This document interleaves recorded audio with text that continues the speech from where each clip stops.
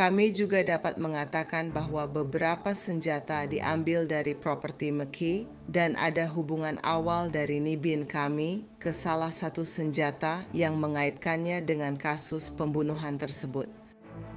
Berikut info terbaru dari pihak berwenang tentang pembunuhan brutal Dr. Gigi Ohio, Spencer dan Monique TP yang mengejutkan negeri. Namun tetap saja, bahkan setelah hari ini, masih banyak pertanyaan yang belum terjawab dan berbagai teori bermunculan tentang mantan suami Monique, Michael McKee, yang sekarang sudah ditahan dan didakwa atas pembunuhan mereka. Apa motifnya, apa buktinya, apa pembelaannya. Dan terutama setelah kita baru saja mengetahui satu detail penting baru yang diduga terjadi di masa lalu McKee.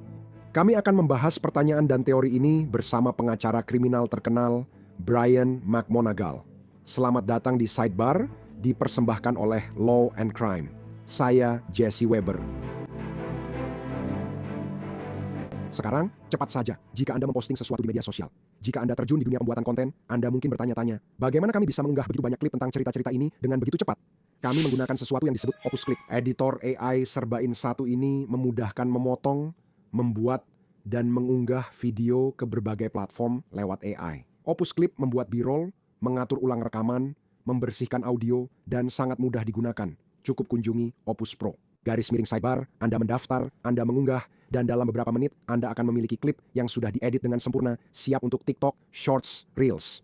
Opus Clip adalah tempat belanja satu atap Anda. Dengan Opus Clip, produser kami dapat langsung memberi pembaruan ruang sidang yang viral. Ini alat terbaik untuk berbagi ide dan mengedit seperti profesional. Kunjungi Opus Pro Sidebar untuk uji coba gratis seminggu dan diskon 50%. Bicara soal kasus aneh. Seorang ahli bedah vaskular dituduh membunuh mantan istri dan suaminya di Ohio. Mantan, karena apa? Hampir 9 tahun lalu diduga kembali ke Illinois dan ditangkap. Kini Sidebar membahas kasus pembunuhan Dr. Gigi Spencer TP, 37, dan istrinya Monique TP, 39. Pria di balik semua ini, Michael David McKee, 39 tahun, didakwa 2 tuduhan pembunuhan berat. Jadi, pihak berwenang menuduh bahwa pembunuhan ini dilakukan dengan perencanaan dan desain sebelumnya. Kita membahas pembunuhan berencana, menarik karena apa bukti yang dimiliki pihak berwenang, mengapa jaksa yakin ini tindakan terencana dan mungkin sudah dipersiapkan. Mereka belum banyak bicara, itulah yang membuatnya menarik. Banyak sisi hukum yang masih belum jelas. Ada pertanyaan soal motif, pembelaan, bukti, teori, spekulasi, dan konspirasi. Inilah yang ingin saya bahas sekarang. Sebelum membahas itu, hari ini ada konferensi pers di Columbus, Ohio, tempat pihak berwenang membahas perkembangan terbaru penyelidikan. Selain menemukan senjata api di tempat McKee, mereka juga menyampaikan hal ini. Kami yakin saat ini telah menahan pelaku pembunuhan Monique dan Spencer TP, yaitu Michael McKee. Ini masih merupakan penyelidikan yang aktif dan sedang berlangsung. Para detektif masih memeriksa barang bukti, petunjuk, dan video. Kami tidak dapat membicarakan semua detail spesifik yang terkait dengan kasus ini, jadi kami tidak ingin membahayakan tujuan utama, yaitu mendapatkan vonis bersalah. Yang bisa kami sampaikan, ini serangan terarah dan berkaitan dengan kekerasan dalam rumah tangga. Seperti diketahui, McKee adalah mantan suami Monique TP. Berikut yang kami ketahui, pada 30 Desember keluarga TP ditemukan tewas tertembak di rumah mereka di Columbus, Ohio. Tidak ada tanda masuk paksa atau petunjuk, dan saat itu juga tidak ditemukan senjata api. Berdasarkan konferensi pers, tampaknya beberapa senjata diambil dari properti McKee dan ditemukan terkait kasus pembunuhan ini. Apakah ini benar-benar senjata pembunuhnya? Dan sebenarnya, apa yang menjadi dasar polisi untuk melanjutkan penyelidikan? Awalnya, rekaman kamera pengawas menunjukkan seseorang berhoodie gelap berjalan di gang dekat rumah antara pukul 2005 pagi. Polisi yakin pembunuhan terjadi sebelum pukul 4 pagi. Keluarga Tepis ditemukan sekitar pukul 10 pagi saat polisi datang. Setelah Spencer tidak masuk kerja, menurut catatan polisi, Spencer mengalami beberapa luka tembak. Sementara Monique mengalami setidaknya 1 luka tembak di dada. Saya juga merasa itu sangat berarti. Anak-anak mereka ditemukan di rumah ini dan untungnya selamat. Tapi bisakah Anda bayangkan seperti apa kehidupan mereka ke depannya? Sekarang kita bahas bukti kunci yang sudah kita ketahui. Ini bukti utama tentang mobil itu dan sangat penting.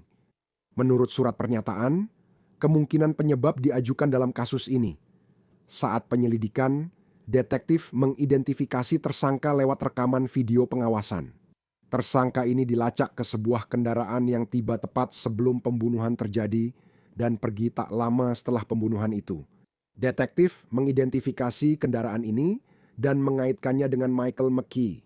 Detektif menemukan kendaraan tersebut di Rockford, Illinois, dan menemukan bukti bahwa McKee menguasai kendaraan itu sebelum dan sesudah pembunuhan. McKee dilaporkan bekerja di OSF, Saint Anthony Medical Center, Rockford, dan punya apartemen di pusat kota Chicago. Minggu ini, McKee hadir di pengadilan. Itu terjadi di Illinois. Di sanalah dia ditangkap. Dia melepaskan haknya untuk melawan ekstradisi kembali ke Ohio. Secara teknis, dia sebenarnya bisa saja mengajukan beberapa tantangan hukum untuk melawannya, tapi banyak ahli hukum yang akan bilang, untuk apa melawan, untuk apa buang-buang waktu. Kembali saja, hadapi tuduhan, lalu upayakan jaminan jika bisa. Dan pengacaranya memang menyatakan bahwa dia berencana untuk mengaku tidak bersalah begitu dia kembali ke Ohio. Tapi sekarang, inilah pertanyaan utamanya. Pertama-tama, kenapa? Jika tuduhan itu benar, apa motifnya setelah sekian lama, sudah bercerai, sudah berpisah, apa bukti yang memberatkannya? Selain mobil, apalagi yang bisa jadi pembelaan menurutmu? Catatan pengadilan menunjukkan Monique dan McKee menikah tahun 2015. Tapi 2 tahun kemudian, dia menggugat cerai. Sejak 2020, dia sering pindah negara bagian sebelum akhirnya menetap di Illinois. Ini aneh. ABC 6 memperoleh berkas perceraian dan tampaknya berkas itu menyatakan bahwa perceraian yang katanya berlangsung secara damai terjadi karena alasan ketidakcocokan. Menariknya, dalam video pernikahan Monique dan Spencer yang didapat media, dia berkata dalam sumpahnya, "Aku telah menempuh perjalanan panjang untuk sampai kepadamu. Banyak kencan buruk di Bumble, hubungan salah, dan air mata." Tetangga McKee, Garalyn Kolerik, mengatakan kepada WLS-TV bahwa McKee tidak tampak seperti orang yang akan melakukan hal ini. Saya duduk bersama pria ini dan berbicara dengannya di kolam renang, memanggang sambil membicarakan betapa indahnya hari itu. Dan ternyata dia adalah seorang pembunuh. Ini cukup mengejutkan. Namun, menurut The New York Post, keluarga TP memang sudah menduga McKee akan ditangkap. Seorang kerabat anonim rupanya mengatakan hal itu kepada The Daily Mail. Kutipannya, "Itu sama sekali bukan kejutan bagi siapapun. Kami sudah menduga, tapi tidak mengatakannya agar penyelidikan tidak terganggu." Sekarang, rekan saya Anjanette Levy dari Crime Fix sebenarnya mewawancarai ipar Spencer dan Monique dan mendengarkan dengan seksama apa yang dia katakan tentang kecurigaan terhadap McKee. Sejak kejadian ini terjadi, terdengar seperti dari apa yang saya dengar dari Anda, kalian semua langsung berpikir bahwa ini adalah Dr. McKee, bahwa dialah orangnya. Apakah keluarga sudah tegas memberitahu penegak hukum dan detektif bahwa kalian harus bicara dengan orang ini? Ya, tiba-tiba ya. Dan bukan hanya sekeluarga yang kayak kenal legal teman-teman, mantan rekan kerja Monique. Banyak orang yang tahu dan dia sendiri tidak tahu. Salah satu hal yang sangat saya sukai dari Monique adalah dia tidak malu membicarakan pengalaman-pengalaman ini menurut saya mungkin sebagai bentuk terapi. Saya tak bisa membayangkan berapa banyak petunjuk yang mengarah ke dia. Kami bertemu Monique pada 2018 saat Spencer memperkenalkannya. Kami yakin pada Monique karena kisah yang ia ceritakan tentang dirinya. Ya, dia selalu menyebutnya mantan suaminya, bukan nama aslinya. Dan sejujurnya betapa jahatnya dia. Dan kau tahu dia melakukan segala yang dia bisa untuk melepaskan diri dari situasi itu dan kemudian bertemu dengan Spencer serta menjalani hidup yang sangat bahagia. Aku juga harus memberitahu, saat konferensi pers hari ini, pihak berwenang menyatakan tak ada laporan pelecehan terkait Monique dan McKee. Beberapa hal belum bisa dibagikan karena penyelidikan, mungkin akan diketahui nanti. Pertanyaan kuncinya adalah, apa yang terjadi? Apakah ada komunikasi? Apakah ada tindakan dari terdakwa sebelum kejadian ini? Apakah dia pernah menghubungi atau menyampaikan pendapat tentang Monique dan Spencer? Itu juga jadi pertanyaan penting dalam kasus ini. Saya akan mengatakan ini. Ini informasi baru yang kami pelajari saat memikirkan apa yang mungkin terjadi pada Mackie. Majalah People melaporkan bahwa dia sedang digugat atas malpraktik medis karena dugaan operasi yang gagal di Las Vegas, di mana dikabarkan kateter hampir 9 inci patah di kaki seorang pasien. Tahu yang aneh? Setelah dia dituntut atau ditambahkan ke gugatan pada September 2025, ada upaya untuk menyerahkan surat gugatan padanya. Dari percakapan dengan rekan kerja, Mackie memang tidak ditemukan dan dikatakan menghilang. Sekarang, izinkan saya mengatakan ini. Menurut Columbus Dispatch, tampaknya tidak ada riwayat sebelumnya terkait catatan disiplin atau tindakan terhadap izin praktik medis Mackie. Dia tidak punya catatan kriminal dan pernah punya izin berburu di Ohio. Sambil menunggu Mackie tampil di pengadilan Kabupaten Franklin atas tuduhan pembunuhan, bukti-buktinya perlu ditinjau dewan juri untuk dakwaan resmi.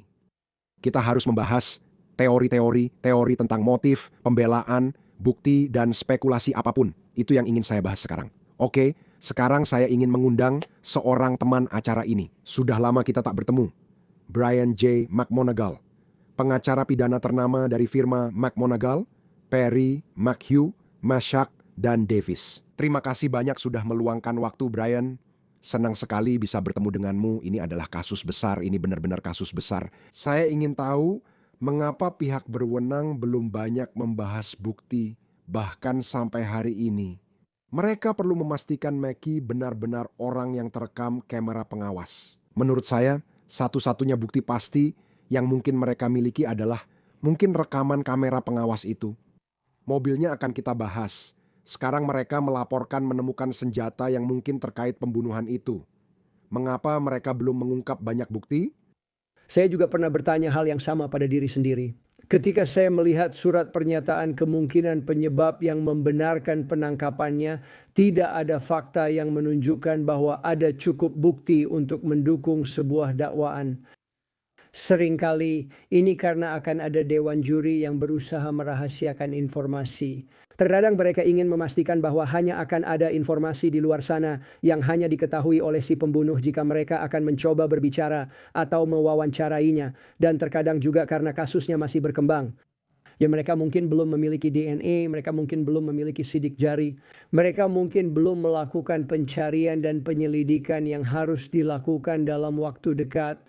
Tapi itu pertanyaan yang bagus. Maksud saya biasanya mereka akan memberitahu Anda, hey, dengarkan, kami punya bukti kuat, kami punya videonya, dan di sini sepertinya mereka bisa menempatkannya di lokasi kejadian. Dan itu saja. Saya akan membahas itu sebentar lagi. Harus saya katakan, mereka telah meningkatkan ini menjadi pembunuhan berat. Jadi Anda mengatakan menurut hukum Ohio, perhitungan dan perencanaan sebelumnya, Anda mengatakan ini sudah direncanakan, Anda mengatakan ini sudah dipersiapkan. Kepada saya, mereka mencoba agar dihukum penjara seumur hidup tanpa pembebasan bersyarat. Menurut saya, secara kasat mata, seseorang datang ke rumah itu tanpa tanda masuk paksa, diduga membunuh mereka, lalu pergi. Ya, pada dasarnya saya bisa bilang itu menunjukkan perencanaan, atau mereka punya bukti lain. Beberapa bukti perencanaan, beberapa bukti pemikiran sebelumnya, beberapa bukti bahwa dia tahu dia akan melakukan perjalanan ini atau merencanakan perjalanan ini. Jika bukti yang mereka miliki benar dan belum diungkapkan, itu akan mendukung tuduhan pembunuhan berat. Itu akan mendukung adanya perencanaan dan perhitungan sebelumnya. Saya merasa mereka punya sesuatu yang lain. Saya bisa jamin itu. Anda tahu. Apa yang telah mereka lakukan dan mungkin masih mereka lakukan adalah memeriksa catatan telepon. Mereka mencari pesan teks dan bukti dari telepon yang mendukung temuan motif mereka. Mereka akan melacak teleponnya, tahu? Mereka akan memeriksa data menara selulernya untuk mengetahui berapa lama dia di Columbus hari itu dan apakah sebelumnya pernah ke sana untuk mengamati area tersebut. Semuanya akan ada di ponselnya. Saya yakin kasus ini hanya berdasarkan bukti tidak langsung, tapi tetap saja itu bukti. Itu bisa menjadi hukuman mati baginya jika memberikan bukti motif seperti yang orang bayangkan terkait tragedi ini. Menurut Anda, ada aktivitas online, pesan, obrolan, atau media sosial untuk memantau pergerakannya, tapi juga untuk mengecek apakah dia pernah berkomunikasi dengan Monique, mantan istrinya, atau ada komunikasi tentangnya? Itu pertanyaan besar, bukan? Seperti setelah mereka bercerai dan dia sudah tidak ada lagi dalam kehidupan mereka. Dari semua cerita, saya memang bertanya-tanya, dalam bulan-bulan, minggu-minggu, dan hari-hari menjelang kejadian, apakah ada semacam hubungan antara dia dan tenda-tenda itu? Mereka jelaskan memeriksa itu dan saya berasumsi mereka sudah memilikinya. Dan jika tidak, maka yang akan mereka lakukan adalah mereka akan memeriksa dia. Apakah kondisinya menurun atau mengalami depresi? Mereka mungkin sudah berbicara dengan orang sekitarnya. Mengapa setelah 7-8 tahun bercerai, tiba-tiba muncul kemarahan dan permusuhan hingga terjadi pembunuhan keji? Seperti sudah saya katakan sebelumnya, itu tebakan saya. Perilaku seperti ini biasanya mengarah pada situasi di mana penegak hukum tidak akan kesulitan menemukannya. Anda tahu dia punya mobil, dia membawanya ke sana, lalu kembali ke Ohio. Apapun yang dia pikirkan, semuanya sama sekali tidak dipikirkan matang-matang. Dan tebakan saya, akan sangat sedikit petunjuk yang akan mereka temukan. Di ponselnya dan komputernya, dia mungkin bahkan sudah mencari di Google. Anda tahu apa yang dia cari, apa yang sedang dia cari. Apakah dia baru saja membeli senjata? Sudah berapa lama memilikinya? Mereka mungkin telah mencocokkan kaliber dengan semua senjatanya. Ini akan jadi kasus yang sangat bergantung pada bukti tidak langsung oleh Jaksa Kabupaten Franklin yang sangat ahli dalam pekerjaannya. Kamu bisa saja melakukannya. Jika tuduhan benar, seseorang bisa menyerang mantan pasangan sebulan atau 8 tahun setelah bercerai. Terkadang itu meninggalkan memar dan terkadang kamu sama sekali tidak tahu apa yang ada di pikiran seseorang. Itulah sebabnya jaksa tidak harus membuktikan motif, kan? Mereka tidak harus membuktikan alasannya. Itu membantu menceritakan kisahnya, tapi pertanyaan utamanya adalah alasannya. Itu sangat aneh. Dan ketika kamu mendengar laporan dari anggota keluarga atau kamu tahu, kamu setidaknya punya kesaksian dari saudara iparnya. Dan kemudian ada beberapa laporan tentang apa yang mungkin diketahui keluarga secara umum, bahwa hal itu tidak mengejutkan, bahwa Meki mungkin bertanggung jawab, bahwa Meki akan ditangkap. Saya membayangkan keluarga terlibat dalam penyelidikan dan diinterogasi pihak berwenang. Sepertinya mereka sudah tahu sejak awal dan memang terasa seperti itu. Tentu saja tidak ada tanda-tanda masuk paksa. Jadi kenapa pembunuhan ini terjadi? Dan keluarga sejak awal pasti sudah menuding ke arahnya. Apa penjelasannya berada di sana pada malam pembunuhan di kota yang bukan tempat tinggalnya lalu langsung kembali? Jadi Anda tahu ada banyak masalah yang harus dia selesaikan dan tim pembelanya juga harus menyelesaikannya. Saya setuju keluarga memang langsung mengarahkan penegak hukum ke arah ini. Nah, tidak ada tanda-tanda masuk paksa jika itu benar. Apakah itu berarti dia diundang masuk? Apakah itu berarti awalnya tidak ada konflik? Apakah keluarga tepis memang ingin dia datang? Atau mereka mengundangnya setelah dia tiba? Karena akan sangat berbeda jika seseorang memecahkan jendela atau menerobos pintu. Tidak ada tanda-tanda masuk paksa. Apakah itu sesuatu yang akan mempersulit kasus bagi jaksa? Membantu pihak pembela dengan cara apapun? Jelaskan kepada saya tentang hal itu. Menurut saya itu justru membantu jaksa karena tanpa tanda masuk paksa, mengapa Anda membiarkan orang masuk? Biasanya itu teman seseorang yang dikenal, di sini mantan suami. Apa yang kamu lakukan di sini? Apakah dia langsung menembak saat masuk rumah? Jadi Neomina gak adanya tanda-tanda masuk paksa sejak awal, memberitahu saya bahwa mereka langsung mencari seseorang yang sudah dikenal oleh dia. Apakah itu mantan, kekasih, atau seseorang yang mampu melakukan hal tak terduga di sini? Jadi menurut saya tidak adanya tanda-tanda masuk paksa jauh lebih membantu pihak penuntut daripada pihak pembela. Saya akan katakan begitu. Ini masih awal penyelidikan, tapi Anda mungkin bertanya-tanya soal pengakuan. Saya datang ke tempat mereka, masuk, lalu terjadi perdebatan soal kejadian di rumah itu dan bukti yang ada. Itu akan menarik. Saya memang ingin membahas bukti yang sepertinya kita miliki. Kamu tadi bicara tentang apa? Tidak banyak detail soal rekaman pengawasan atau cara mereka melacak mobil itu ke Ham hingga kembali ke Rockford, Illinois. Jika itu memang mobil yang sama dan ada di sana pada waktu krusial, lalu kembali ke Illinois, mereka pun melacaknya ke dia. Maksud saya, menurutmu, apa saja cara pembela bisa menyerang bukti seperti itu karena kelihatannya cukup kuat? Ya, itu pasti masalah besar bagi mereka dan saya rasa tidak ada identifikasi jelas di video yang saya lihat.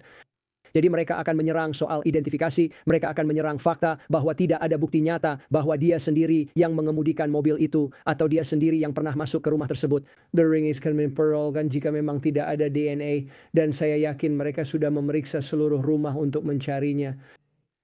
Dia diperiksa mobil untuk mencari DNA. Lalu dia apa langkah pihak pembela? Kita ingat awal persidangan Simpson rasanya mustahil dia menang. Ya, saya tidak bilang dia akan punya tim impian, tapi mereka akan melihat DNA dan kurangnya bukti dia ada di rumah itu. Hanya berada di lokasi rumah tidak cukup untuk divonis bersalah. Apakah dia membuat pernyataan apapun? Lagi, mereka akan memeriksa ponsel itu. Kamu tahu sekarang mereka bisa melacak ponsel itu. Apakah dia cukup pintar jika memang dia melakukannya untuk meninggalkan ponselnya di rumah saat dia pergi? Karena jika tidak, ponsel itu akan terus melacak geraknya. Seperti kata kamu tadi, Jess, mereka pasti cari bukti motif. Mengapa dia baru melakukan ini setelah 7 atau 8 tahun? Apa yang memicunya? Apakah ada semacam pertengkaran, ada masalah, apakah sesuatu terjadi di tempat kerjanya, apakah dia kehilangan pekerjaan, apakah dia sedang kehilangan pekerjaan, apakah itu membawanya ke tempat gelap? Ini akan menjadi pertanyaan-pertanyaan yang harus dijawab dan jika tidak ada jawaban atas pertanyaan-pertanyaan itu, sekali lagi pihak pembela akan mengatakan bahwa itu adalah bukti di luar keraguan yang wajar. Jangan cuma bilang dia di Columbus, jelaskan lebih lanjut. Dan menurut Anda, apakah ini sesuatu yang sudah diketahui oleh pihak berwenang? Karena mereka tidak akan membahas motif, mereka tidak akan membahasnya pada tahap penyelidikan ini. Anda sudah menjelaskan dengan jelas mengapa mereka tidak ingin berkompromi dalam bentuk apapun, terutama jika belum ada dakwaan dari Dewan Juri. Apakah menurut Anda mereka sudah punya gambaran tentang apa motifnya di sini dan Anda membicarakan pencarian motif itu? Penting bagi jaksa untuk menceritakan kisah itu kepada para juri. 100. Anda tak perlu membuktikan motif, tapi juri ingin tahu alasannya. Percaya sama saya? Mereka selalu ingin tahu dan motifnya. Selama 40 tahun saya belum pernah bertemu juri yang tidak ingin tahu, apalagi di kasus pembunuhan. Saya rasa mereka tahu dan tidak akan mendakwa orang ini jika hanya punya mobil itu. Anda menyebutkan senjata itu penting, maksud saya jika mereka bisa mendapatkannya. Yang cocok kalibernya dengan apapun yang mereka ambil dari tubuh korban atau salah satu peluru yang mereka temukan di tempat kejadian perkara itu adalah bukti yang cocok. And Anda basically itu saya tidak tahu apakah mereka memilikinya, tapi jika mereka punya bukti dia baru-baru ini membeli senjata api dengan kaliber yang sama atau memiliki senjata api dengan kaliber yang sama, dia ada di sana tanpa tanda masuk paksa. Bagaimana laporan tentang hidupnya selain fakta dia ke beberapa negara bagian? Maksud saya, sekali lagi, tidak ada catatan kriminal, tidak ada tindakan disipliner terkait izin medisnya seperti yang sudah kamu dengar. Pihak berwenang sebelumnya mengatakan tidak ada laporan tentang kekerasan antara dia dan Monique, tetapi dia ternyata sedang menghadapi gugatan terkait malpraktik medis. Dia masuk gugatan sejak September. Kamu mencoba memahami pikiran tersangka dan kejadian sebenarnya. Dia tetap dianggap tak bersalah sampai terbukti. Tapi seberapa relevan hal itu dan seberapa besar pengaruhnya pada cerita atau persidangan nanti? Ya menurut saya itu sangat besar karena kamu perlu menjelaskan motif dan alasan dia sampai ke tempat gelap itu. Cukup dengan melihat beberapa rekaman yang saya tonton dari ekspresinya saja. Mereka akan menggambarkan dia sebagai seseorang yang benar-benar hancur dalam hidupnya, yang menjadi sangat depresi karena kurangnya kesuksesan dan kegagalan. Itu yang terjadi dalam hidupnya. Dan bahwa dia pernah menyalahkan semuanya padanya, itulah motifnya. Jika saya jaksa sekarang itulah arah saya. Jadi itu membuat busur patah dan saat itu terjadi, Anda melakukan hal-hal tak terduga. Dan saya berasumsi bahwa itulah arah yang akan mereka ambil. Saya juga berpikir, dan ini murni dari laporan, soal cedera kedua orang ini. Fakta bahwa dia tampaknya ditembak beberapa kali, tepat di dada. Apakah itu berpengaruh? Cedera seperti itu memberi Anda sebagian cerita dan memberikan petunjuk tentang siapa yang mungkin melakukan ini. Ya, maksud saya tidak selalu. Saya tidak berpikir itu selalu memberitahu siapa pelakunya, tapi yang diberitahukan adalah Salah satu dari dua hal. Pertama ialah bahwa si penembak itu memang ingin keduanya mati, atau bahwa seseorang mencoba menolong seseorang saat pembunuhan terjadi dan akhirnya terbunuh juga.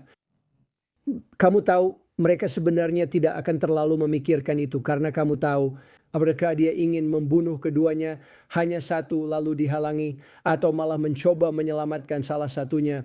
Jika mereka bisa menempatkan senjata di rumah itu, mengaitkannya padanya, dan mengumpulkan cukup bukti motif tidak langsung, ini akan menjadi kasus yang sangat sulit untuk dia menangkan. Dan saya pikir kamu benar sekali. Itu menunjukkan niat untuk membunuh, letak peluru, letak luka-luka. Benar, itu kuncinya di sana. Saya bayangkan di Ohio. Dan saya percaya mereka memiliki proses sidang pendahuluan di mana jaksa harus mempresentasikan bukti yang mereka yakini cukup untuk menunjukkan bahwa ada alasan yang cukup untuk mendukung dakwaan tersebut. Bukankah perlu sidang pendahuluan agar kasus ini bisa ke persidangan? Saat dimana kita mengetahui jauh lebih banyak informasi tentang kasus tersebut, kita juga mengetahui jauh lebih banyak tentang bukti-bukti dalam kasus itu.